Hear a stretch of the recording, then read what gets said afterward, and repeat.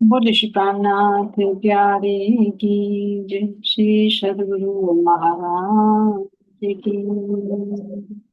सदगुरु श्री रामचंद्र महाराज की। तीनों पूरी धाम की। जय। सर्व सुंदर साथ प्रणाम। तो आप चलते सुंदर साथ जी। उमरी गांव की जो घटना है उसको महाराज जी बता रही हैं। यहाँ के रहने वाले कौन है? भूमि सिंह, है ना। जिनके कारण एक ऐसा प्रसंग, ऐसी घटना घटित हुई जिसने धूम ही कर दिया।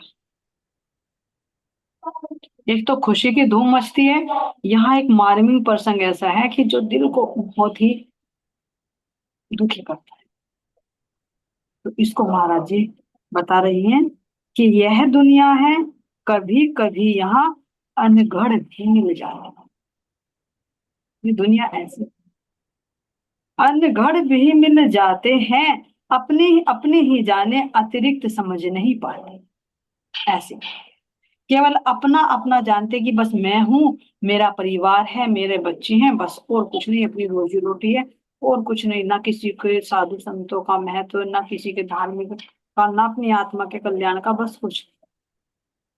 तो ऐसे ऐसे लोग भी यहाँ पर मिल जाते हैं। तो उनके साथ में भी वे कैसा हमारे साथ में व्यवहार करते हैं और फिर हमें उनके साथ में कैसा करना चाहिए, महाराज जी हमें इस प्रसंग से शिक्षा दें। हमें एक बल मिले इन लोगों का सामना करने के लिए, इसलिए महाराज जी ये प्रसंग यहाँ पर रख रहे हैं। नहीं तो कोई अपनी प्रशंसा के लिए नहीं, हम जैसों के मार्गदर्शन के। समझ उन्हें कोसों नहीं होती, बस भी वहां ना कुछ चलता, जैसे हंसों की पंगत में काग रलाए नहीं रहे। समझ इनको कोसों नहीं होती, जो केवल अपनी अपनी धाकते हैं ना, जिनके अंदर अहंकार होता है, दैहिक दृष्टि होती है, उन्हें कह रहे हैं कि उन्हें कोसों तक भी कोई समझ नहीं होती। बस भी वहां नहीं कुछ चलता, अपना बस वहां नहीं चलता। जिसकी दैहिक दृष्टि हो, दैहिक बुद्धि हो, उसको तुम कितना ही समझाओ, वहां तुम्हारा बस कुछ नहीं चलेगा, लाचार है। कैसे कह रहे, जैसे हंसों की पंगत में काग रलाए नहीं रखता, है ना। लेकिन जो एक ब्रह्म सृष्टि होती है वो इन जीवों में रहकर जीव रूप नहीं होती। जैसे परमहंस सतगुरु महाराज जी हैं, तो इन जीवों में मिलकर वो एक नहीं होगी, अलग हट जाए। उसके हाव भाव, उसके लक्षण पूरे परिवार से, पूरे समाज से अलग ही नजर आएंगे। क्यों? क्योंकि वो हंस है और ये कौवे है। कौवा क्या करता है? सब कुछ खा लेता है, लेकिन हंस क्या खाता है? केवल मीट।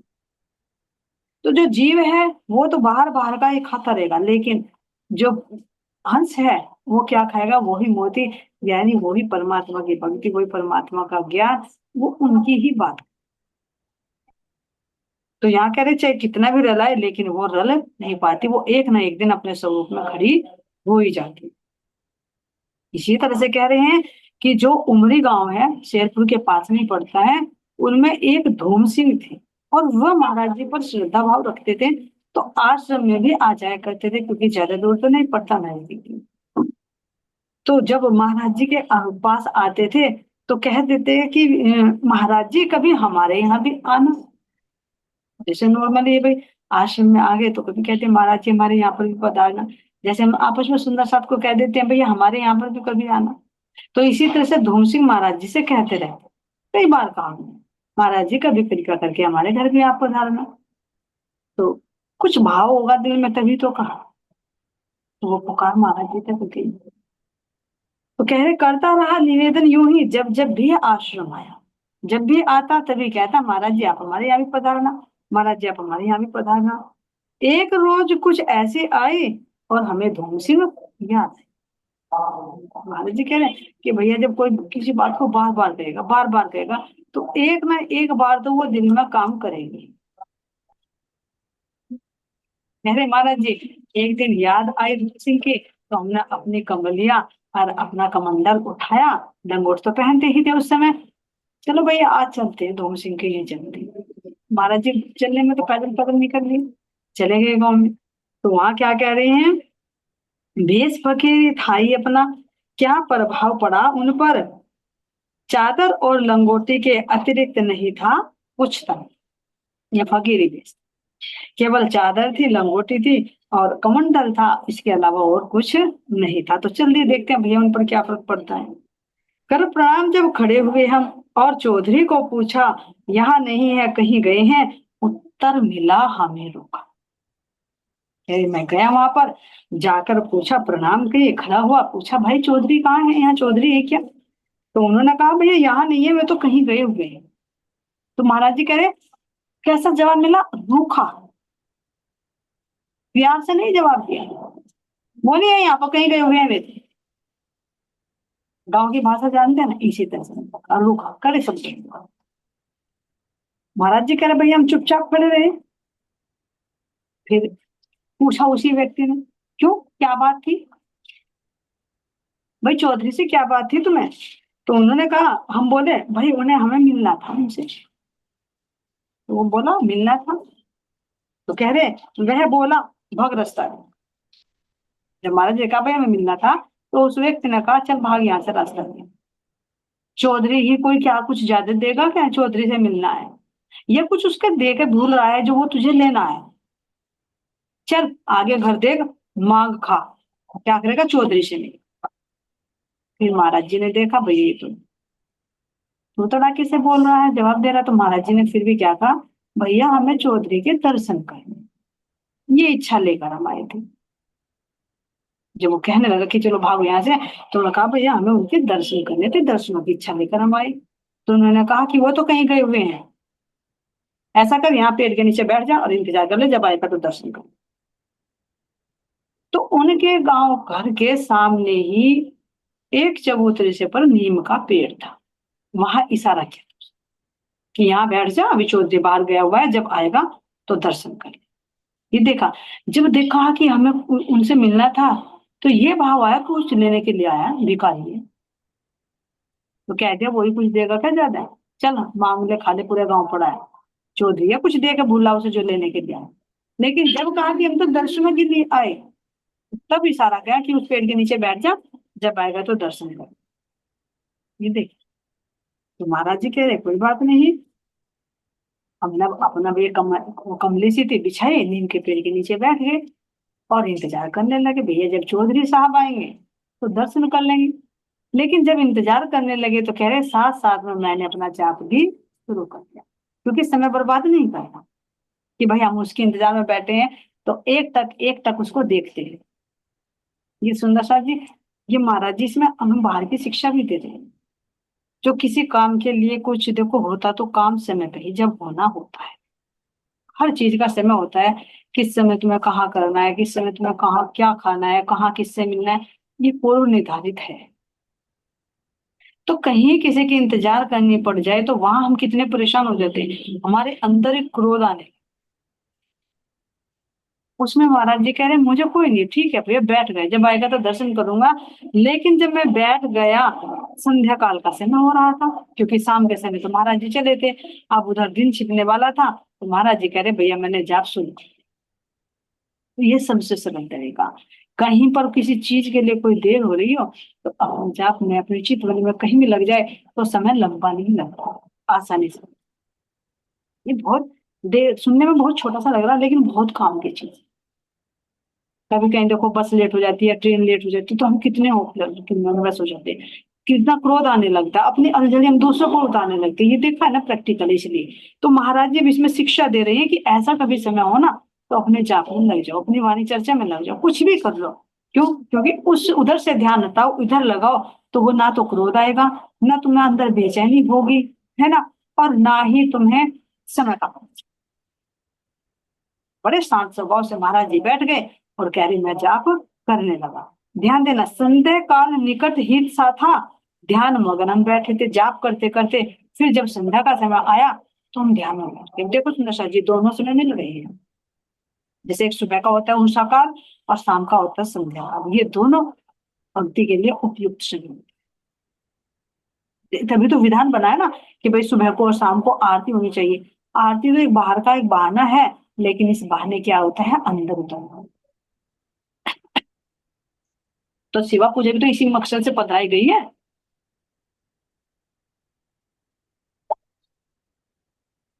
ताकि उस समय तुम्हारी वृत्ति उधर उधर ना जाए, सांसारिक कार्यों में न रहो। और समय नहीं मिल पाता, सुबह दिन में नहीं मिल पाता, रात को नहीं मिल पाता, लेकिन ये दो समय तो निर्धारित होने चाहिए।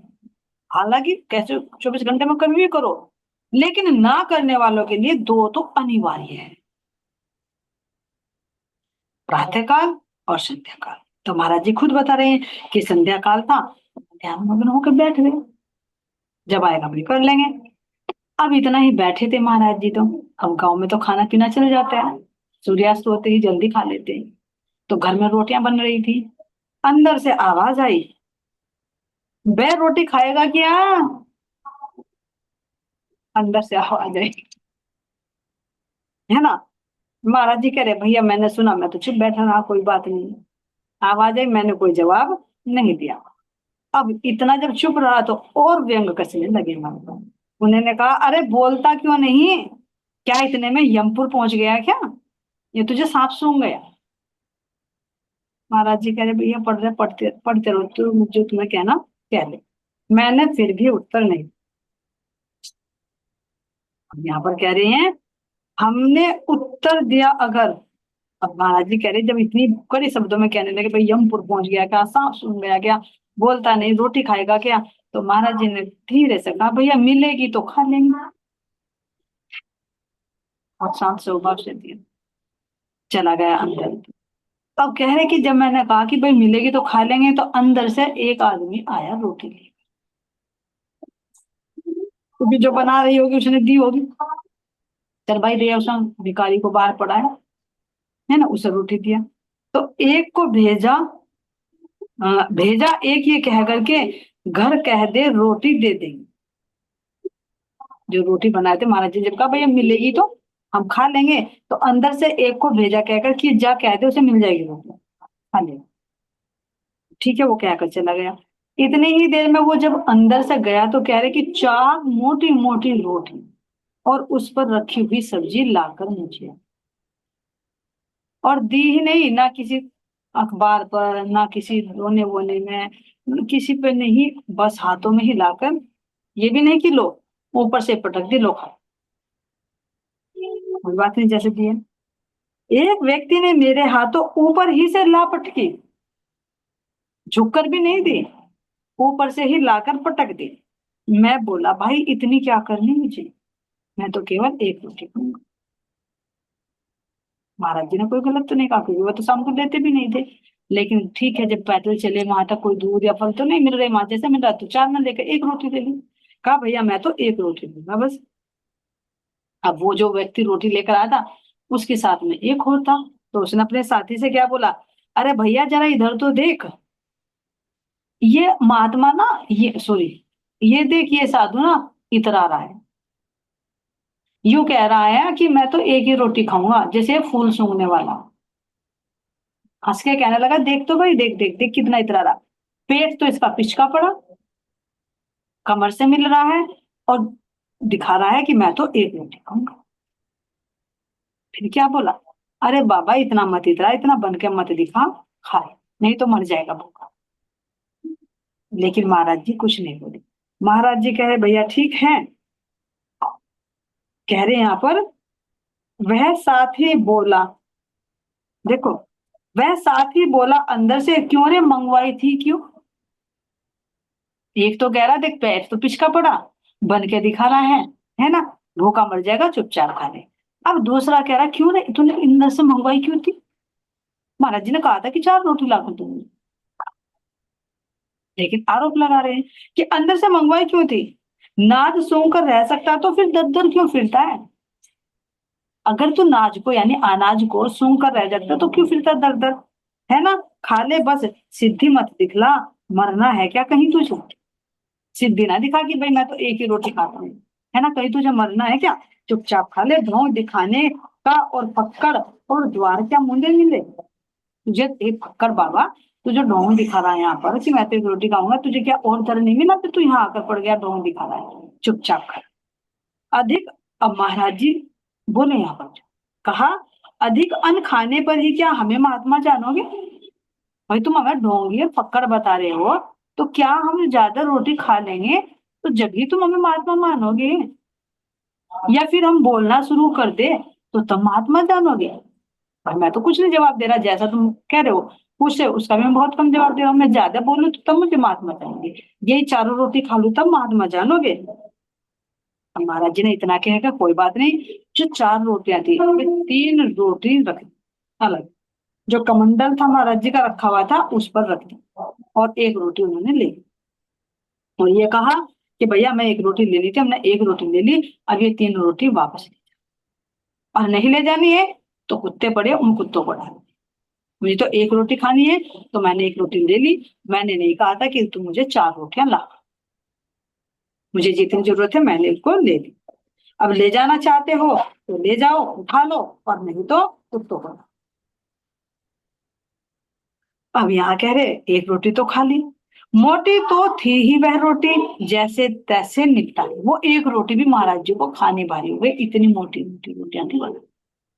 जैसे यहाँ होते ना पालतू कुत्ते, उनको बना बना कर देते थे कि भाई ज्यादा खाएगा तो मोटी मोटी, तो उन्हें लगा साधु पतला पतला सा पेट पिचका पिचका सा बढ़िया खुराक होगी, तो मोटी मोटी पतली पतली कौन पिएगा, मोटी मोटी 4 रोटी बना कर देते।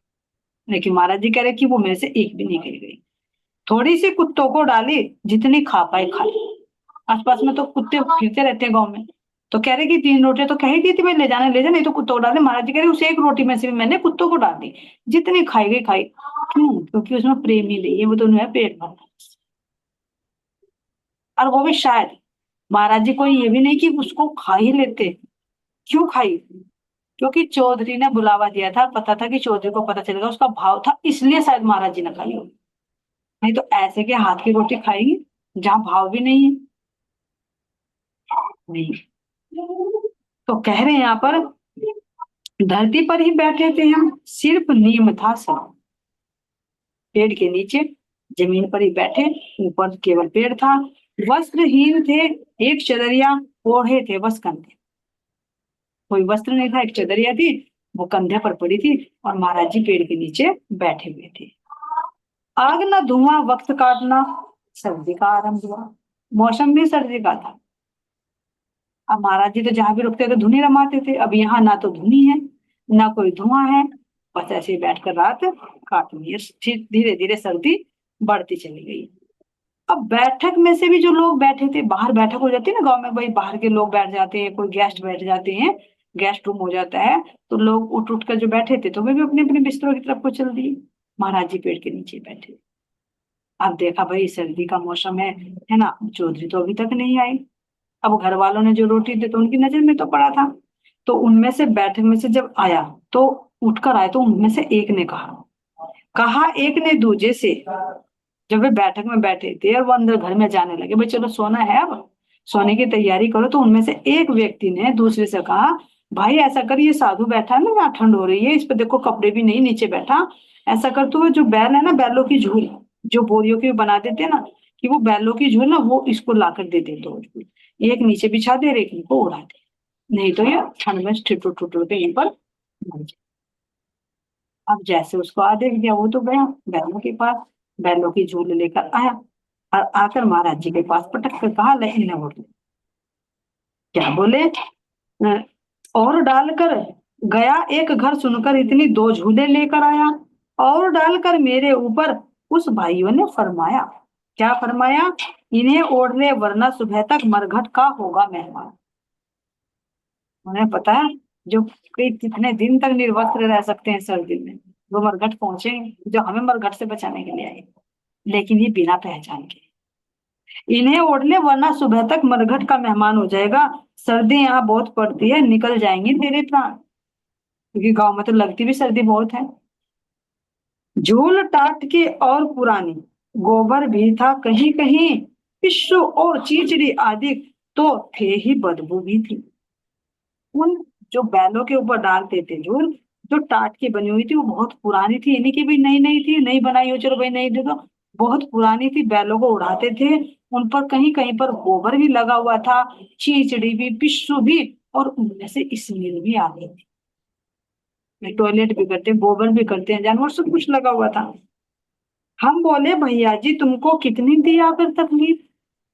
हाजी कह रहे भैया हमें तो बहुत तकलीफ देती, हमारे लिए ये झूल वूल भी लेकर आ रहे हो। लुकी छिपी तो बात नहीं, कुछ सम्मुख सभी रही है दिख। क्या करने हैं हमें वस्त्र ये, यूं ही रात बिता दे।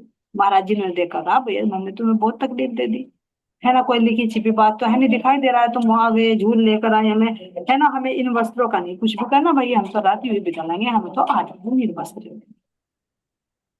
हमने तो, हम किसी गृहस्थी को परेशान नहीं करते, हमने तुम्हें यहाँ आकर परेशान कर दिया भैया, इसके लिए हमें माफ करो, और बस हमें अपना समय काटने तो आप अपने घर में चले जाओ।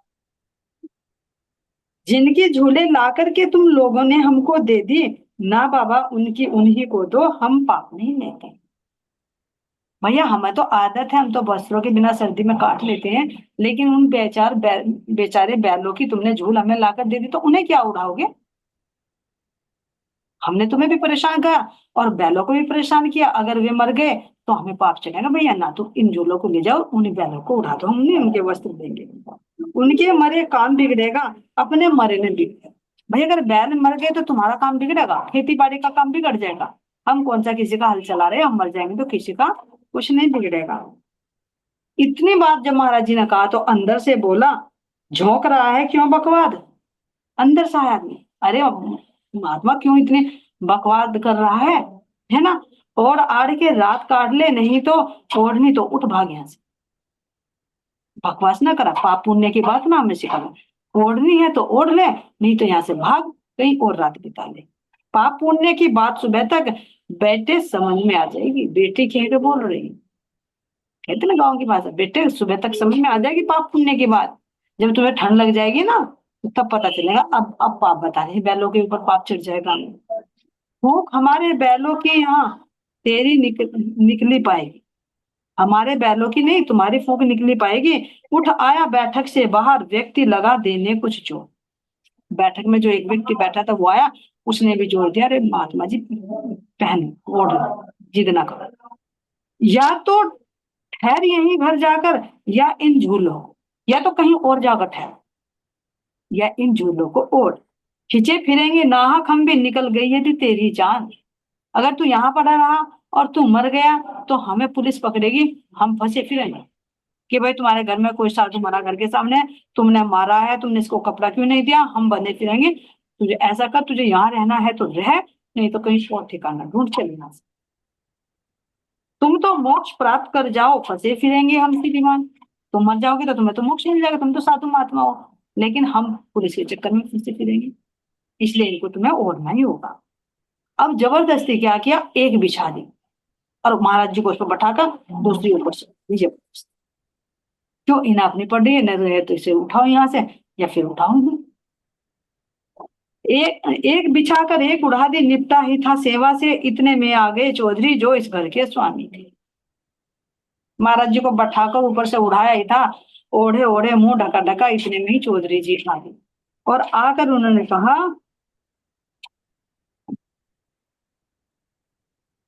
उन्हीं के आग्रह पर हमने इस घर के दर्शन पाए, खींच खाच कर बोल उन्हीं के हमें यहाँ तक ले आए। उन्हीं के आग्रह पर, महाराज जी बता रहे हैं कि उन्हीं के कहने पर तो आए थे, उन्हीं के बोल हमें यहाँ खींच खाच कर ले आए थे। तो अब जैसे ही चौधरी आए तो चौधरी जी ने देखा पेड़ के नीचे इस झूल में कौन लिपटा हुआ, भाई बैल तो अंदर बनते हैं, अब देखा कोई लेट रहा है तो पूछा भैया ये कौन है? तो उन्होंने, घर वालों ने क्या कहा, ये एक भिखारी है, और ये आ गया था मांगता मांगता, कह रहा था आपके दर्शन करने हैं, और बस हमने इनको झूल दे दी भाई ठंड से बचने के लिए। आप अच्छे, और हाँ पिताजी ऐसा, हमने इनको रोटी भी खिला दी, और ठंड थी इन पर कपड़े नहीं थे, हमने इनको झूल दे दी उनके के लिए। आप अच्छे थी, बहुत अच्छा किया, पर ये बताओ भाई तुमने पूछ भी लिया ना इससे कौन है कहाँ का है? अगर ये तो भिखारी है, हमने ये तो नहीं पूछा कहाँ का है। तो अरे भाई इतना तो पूछ लेते कौन है कहाँ का है, थोड़ा परिचय हो जाता है तो जैसा जो जिस लायक होता है उसको ऐसी सेवा दी जाती है, परिचय तो कर लेते भैया कौन है कौन नहीं। अगर नहीं पिताजी हमने ये तो नहीं पूछा, कि चल तू जब पूछ क्या कौन है। तो वो गया तुरंत, तुरंत जाकर महाराज जी के पास बोले, क्योंकि रोशनी तो अंधेरा सा हो चुका था ना, इतनी पहचान नहीं हो पा रही थी। तो गया महाराज जी के पास और पूछा, ओ महात्मा अपना नाम और गाँव बताओ। अब महाराज जी मुंह ढके ढके इसमें से बोल रहे हैं, भैया अब क्या पूछे तू, सुबह ही पूछता तो बहुत बढ़िया था। अब क्या लेगा पूछ के, हम तो सुबह ही पूछ लेता, भैया आधी रात तो बीत गई, आधी और बिता लेंगे, कोई चिंता की बात नहीं है। हम तो ऐसे ही हैं। भैया हमें तो चौधरी जी ने कहा था कि भैया हमारे भी घर आना कभी, उसकी बात रखने के लिए हम आ गए, क्योंकि हम किसी के वचनों के कर्जदार थे। कह दिया था हमने कि भैया हम आएंगे, जरूर समय मिलेगा। तो हम तो अपना फर्ज निभाने के लिए आए थे, चौधरी से मिलना था, इसलिए हम आ गए। अब कह रहे महाराज जी यहाँ पर, लेकिन हमने यहाँ आकर जब चौधरी से पूछा था, तो भैया तुमने तो कह दिया था क्या देगा चौधरी। कह रहे तुम सबने ही तो फरमाया था भाई क्या देगा चौधरी, बैठना है तो बैठ जाओ, इंतजार कर लो, नहीं तो तुम यहाँ से चले जाओ। भैया हम अपनी जगह ठीक है, करो ना अपनी कुछ, हम अपनी जगह ठीक है, हमारी कोई चिंता मत करो। हमसे जहाँ हजारों आते हो, फिर हमें कौन गिनता, हमारे जैसे तो हजारों आते हैं, हमें उनमें कौन गिनता। इसलिए भैया हम तो साधारण से आदमी है, घूमते फिर रहे हैं, कहीं मिल जाती है खा लेते हैं, और रात बिता लेते हैं, यहाँ रात बिता रहे हैं। बस जो काम हमें चौधरी ने सौंपा था, हम उसको अंजाम देने के लिए आए थे यहाँ। उन्होंने कहा था कि कभी हमारे यहाँ भी आना, और इसलिए हम अपना काम करने के लिए यहाँ पर आए हैं। अब यहाँ देखो सुंदर साथ जी, हुकुम और की इंतजार है, हमसे बजा बजाएंगे, सेवक को सेवा प्यारी सो गुरु महाराज। भैया हम तो सेवा कर रहे हैं, किसी की इच्छा है बुलाने की घर, तो हम उसके घर आते हैं। तो ये नहीं सुंदर साथ जी बात, अंदर में भी जब सच्चे दिल से कोई सतगुरु को बुलाता है तो जरूर आते हैं। क्यों? क्योंकि उन पर सतगुरु का आदेश, राज्य महाराज जी का आदेश है कि तुम्हें जाओ। तो इसलिए कह रहे भैया गुरु महाराज जी सब बुलाएंगे, हम तो आ रहे हैं। अब जब इतनी बात सुनी, अंधेरा सा कुछ कुछ, क्योंकि ज्यादा दूर तो नहीं थे, जब महाराज जी के शब्द सुने तो चौधरी एकदम भागा, और भाग कर देखा तो एकदम उछल गया, निकट पहुंचा, तो देखते ही महाराज जी के चेहरे पर कुछ साष्टांग प्रणाम, फटाफट फटाफट वो उतारी जो ओढ़ा रखी थी चोट, और उनके चरण पकड़कर साष्टांग प्रणाम करके, गुस्सा भी है और अंदर में इतना दिल दहला, इतना दिल दहला कि बस कुछ पूछो। तुरंत उन्हीं के शब्दों में उन्होंने क्या कहा, महाराज जी क्या तुम हो इन हैवानों के जाने में, मैं तो पहचान ही नहीं पाया। आप बैठे हो, ये तो हैवान नहीं तो किसी भीख मंगे का, भिखारी का भी सही सम्मान नहीं करते, आप इनके बीच में आकर फंस गए। तो कह रही है ऐसा स्वागत किया आपका इन बेईमान हरामों ने, इन्हें ईमान ही नहीं परमात्मा पर, नास्तिक है। ऐसा तो कोई भिखारी के साथ भी नहीं करते सुंदर सा जी, देखो तो उसको भी सही मायने में कपड़ा ही दे देंगे ओढ़ने के लिए, भैया हमारे पुराने कपड़े हैं ये ओढ़, रोटी भी सही सम्मान से दे देंगे जैसे हम खाएं। तभी तो हैवान कह रहे हैं कि इन बेईमान हरामों के ना आपका ऐसा स्वागत किया। अब उनको देखकर कह रहे कि जो हमें पलकों पर बिठाते हैं, उनसे तुमने ये व्यवहार किया। सतगुरु महाराज जी तो अपनी आत्मा को पलकों पर बैठाते हैं, क्योंकि गए ना आश्रम में पता है ना कितनी सेवा करते हैं, अपने आप भूखे रहेंगे, लेकिन सुंदर साथ को भूखा नहीं रहने की। तो यहाँ चौधरी कह रहे हैं तुमने ऐसा स्वागत, ऐसा व्यवहार किया इनका, जो हमें पलकों पर बिठाते हैं, तुमने घर के सामने डाल रखी है पेड़ के नीचे, और वो भी बैलों की झूल देकर, शर्म नहीं आई तुम्हें कुछ ऐसा करते हुए? बहुत भक्ति। अब यहाँ पर कह रहे हैं जगह नहीं अब कहीं हमें, हम जा करके कहा डूबेंगे। हमारे घर हमारे सतगुरु आए और ऐसा व्यवहार हुआ, तो हमें शर्म आ रही है, हम कहाँ जाकर डूब कर मर जाएं, कहीं जगह नहीं नजर आ रही। देखो सुन चौधरी की जगह अपने आप को खड़ा करते हुए तो दिल दहल जाएगा। तो उन्होंने कहा देखो अभी बताता हूँ, गुस्से में हो गए लाल किला, उठे खड़े हुए कहे कि देखो अभी बताता हूँ इन बेईमानों को सरकार, अभी मिनट में सीख जाएंगे, जहां पड़े सर पर दो चार, इनके सिर पर दो चार पड़ेंगे ना अभी मेरे हाथ का, तो इन्हें अकल आ जाएगी, इन्हें सिखा दूंगा मैं कि सम्मान कैसा होता है संत महात्माओं का, या कोई अपने दर पर आए। अब कह रहे कि चौधरी तो लाल पीला हो गया क्रोध में, तुरंत उनको मारने के लिए दौड़ा, और जैसे उन्होंने देखा कि चौधरी तो गुस्से में आ रहा है मारने के लिए, देखा कि कहीं को डंडा या कहीं मिले या पैरों का जूता ही हो, जैसे ही भागा तो पत्ता तोड़ आगे से, कोई इधर को कोई उधर को, कि अब पिटोगे तुम अच्छी तरह से। अब इतने में महाराज जी ने देखा भैया ये तो बात गड़बड़ा गई। महाराज जी ने रोका चौधरी को कि भाई इतना गुस्सा ठीक क्यों? क्योंकि देखिए संसारी बाजार है, इसमें अच्छी चीज भी मिलती है, बुरी चीज भी मिलती है। इसी तरह से ही लोगों का संसार है, यहाँ अच्छे लोग भी हैं, बुरे लोग भी हैं। जिनके पास जैसा सौदा होता है वो वैसा ही तो देगा। और यहाँ हर तरह के दुकानदार हैं, किसी के पास अच्छी चीजें हैं तो किसी के पास बुरी भी है, कोई शराब भी बेचता है तो कोई फ्रूट्स भी बेचता है। जिसके पास जैसा सौदा वो वैसा ही देगा। तो इसलिए कह रहे कि इनके पास ऐसा ही था, इन्होंने ऐसा ही मुझे सत्कार किया, इसलिए तू क्रोध। महाराज जी ने समझाया यहाँ पर, सबके सौदे अलग अलग हैं, अलग अलग हैं, सब पर पैसे परेशान, अपना अपना बेच रहे हैं सब। और कहाँ से ये ले आए, कहाँ से लाए, इनके पास ऐसा ही है, इसीलिए तुम उनको माफ कर।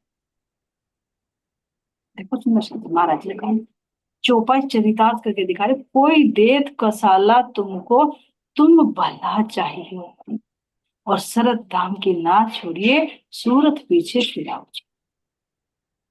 ये महाराज जी ने चरितार्थ करके दिखाई, इतना बुरा व्यवहार किया।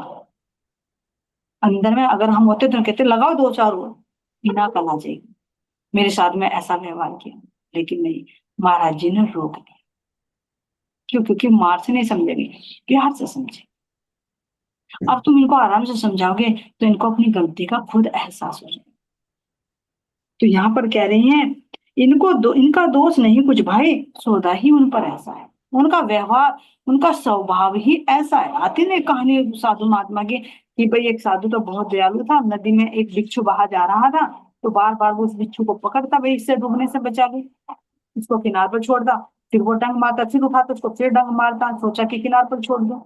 तभी एक व्यक्ति आया, उसने कहा महाराज जी आप कोई पागल हो, ये बिच्छू बार बार डंक मार रहा है आपका, और आप इसको बार बार पकड़ रहे हो, छोड़ दो, बहने दो। कहने लगा भैया एक बार बता, इस बिच्छू का स्वभाव क्या है? डंक मारना। मेरा स्वभाव क्या है? दया करना। जब ये बिच्छू होकर, एक जीव होकर, ये अपना स्वभाव नहीं छोड़ रहा है डंक मारने का, तो मैं साधु होकर अपना स्वभाव कैसे छोड़ूं? ये अपना काम कर रहा, मैं अपना काम कर रहा हूँ, एक ना एक बार मुझे सफलता मिलेगी ही, इसलिए मैं इसको बचाने का प्रयास कर रहा हूँ। अगर मैंने अपना स्वभाव छोड़ दिया फिर तो मैं इस कीड़े से भी नीचे हो जाऊंगा, मेरा स्तर इससे भी निम्न हो जाएगा। इसलिए मैंने अपना स्वभाव छोड़ सकता, जैसे ये नहीं। इसी तरह से महाराज जी कह रहे भैया इनका कोई दोष नहीं, इनका स्वभाव ही ऐसा है, जैसा स्वभाव वैसे व्यवहार कर रहे हैं। अपनी चिंता तनिक न करना, हम सबके अभ्यासी हैं। ये सोच रहा कि महाराज जी को बहुत चिंता दुख हुआ, भैया मैं तो पहले बचपन से अभ्यासी हूँ, तू चिंता मत कर। इस प्रकार की घटनाएं तो अपने लिए जरा सी है। देखो पीछे तो कितनी कुछ, कहीं कुएं में डाल, है ना, कहीं कुछ आरोप लगवा, कहीं कुछ आरोप लगवा, कितना महाराज जी ने कष्ट झेले। कभी कहीं से भगा रहे हैं, भैया इसका तो लंगोट है, भाग जा, कहीं डूब के मर जा, कहीं कलकत्ते में पकड़ पकड़, कितने जीवन भर की कसनी कसौटी कसी है। और यहाँ नहीं, पीछे कैसे कैसे आरोप भी लगे हैं। तो कह रहे महाराज जी और चीज को देखकर भैया ये तो हमारे लिए जरा सी बात है, तो इसको इतने बड़ा महत्व न दे, इनका स्वभाव ऐसा है तो इन्होंने ऐसा ही, लेकिन हमें नहीं उनका पूरा करना, उनको प्रेम से हमें। तो ये सुंदर सा जी दे रहे हैं, शुक्र गरीबी सब, शुक्राना करे उस सतगुरु, सब्र करे, है ना, संतोष है, ये विश्वास, इन्हीं से ही माया को जीत सकते हैं। नहीं तो युद्ध हो जाएगा। तो कह रहे हैं इस पर शांत हुआ कुछ सुनकर, इतने जितने थे उसके। चौधरी बिल्कुल शांत हो गया, और जो उनके सामने वे खड़े थे वे तो तुरंत भाग गए थे। उसके बाद चौधरी जो कुछ कर सकता था पेश आया। फिर चौधरी ने महाराज जी को अंदर लेकर गए, ले जाकर अच्छी तरह से वस्त्र दिए, अच्छी तरह से बिस्तर पर बैठाए, अच्छी तरह से खाना पीना अपने हिसाब से बनवाए, तो जितना कर सकते थे स्वागत किया। और अंदर में ये भी भावना थी, कहा कि महाराज जी रात तो आपको मैं यहाँ नहीं मिला, है ना, लेकिन जो गलती हुई मैं उसका भुगतान करना चाहता हूँ, आप एक दिन और दे दो। लेकिन महाराज जी कह रहे कि उसने बहुत खुशामद की रोकने की, लेकिन प्रातः काल होते ही मैं उठकर अपने आश्रम की ओर चला, वहां मैं नहीं रुका। तो कह रहे हैं काफी घटी हमारे संग में इस प्रकार की घटनाएं, ऐसे ही उपहार मिले हमें, कहाँ तलक हम उनको। ऐसे तो हमारे साथ में जीवन में बहुत घटनाएं घटी हैं, है ना। और ऐसे ऐसे ही उपहार मिले हैं, हम कहाँ तक इसका बयान। तो ये सुंदर सा जी ये उपहार कैसे, ये माया के हैं, क्योंकि परम धाम ने इस माया के ये खेल नहीं देखे थे कि कैसे कैसे यहाँ पर व्यवहार होगा। जो रंग महल में उन नूरमयी बिस्तरों पर शयन करने वाली रुहें और रंग पर वाली मंदिर में शयन करने वाले धाम धनी, यहाँ संसार में आए जिस तन पर बैठे, उस तन की साथ में भी कैसे, क्योंकि देखना है ना इस तन के माध्यम से खेलें।